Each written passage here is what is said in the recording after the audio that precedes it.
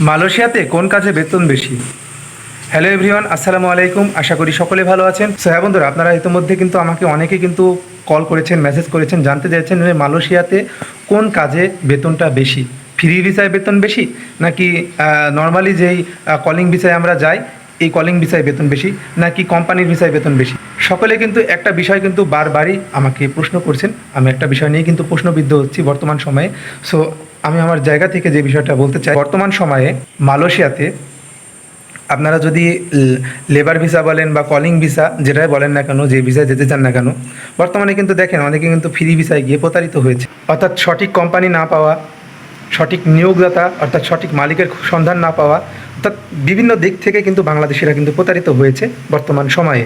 অর্থাৎ আদৌ হয়েছে, এখনও হচ্ছে এবং হবে, ভবিষ্যতেও হবে, হবে না তা না। সো আপনারা যদি আমাকে একটা জায়গা থেকে প্রশ্ন করেন, আমি নানাবিধ দিক থেকে আসলে একটা বিষয় রিসার্চ করেছি যে মালয়েশিয়াতে কোন কাজে বেতন বেশি। যদি কিনা আপনারা সঠিক কোনো কোম্পানি অর্থাৎ সঠিক কোনো কোম্পানির মাধ্যমে যেতে পারেন, অর্থাৎ সেক্ষেত্রে আপনার বেতন যেটাই হোক না কেন, যদি আপনারা কোনো কোম্পানির মাধ্যমে কোম্পানির আন্ডারে কাজ করতে পারেন বা কোম্পানির আন্ডারে যেতে পারেন, অবশ্যই এইটাই সবথেকে ভালো। অর্থাৎ মালয়েশিয়াতে কোম্পানির কাজেই বেতন বেশি এবং কোম্পানির কাজেই ফ্যাসিলিটিস বেশি। বেতনটা একটু কম হোক, বাট আপনারা নির্ধারিত কোনো কোম্পানি সিলেক্ট করে যান, অর্থাৎ কোনো কোম্পানির আন্ডারে যান। যদি কিনা আপনার বেতন যদি 30% যদি কমও হয়, আপনারা কোম্পানিতেই থাকেন।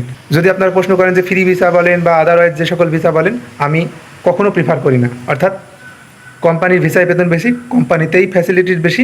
অর্থাৎ আপনারা সঠিক কোম্পানির সন্ধান করে ডেলিগেট দিয়ে হোক আর যেভাবে হোক, সরকারের মাধ্যমে হোক, আপনারা একটা নির্দিষ্ট একটা ভালো কোম্পানির আন্ডারে আপনারা যান। ইনশাল্লাহ আপনাদের প্রবাস জীবন ভালো কাটবে এবং আপনারা আপনাদের ফ্যামিলি নিয়ে সুখে থাকতে পারবেন, শান্তিতে থাকতে পারবেন, আপনাদের মানসিক চাপও কম থাকবে।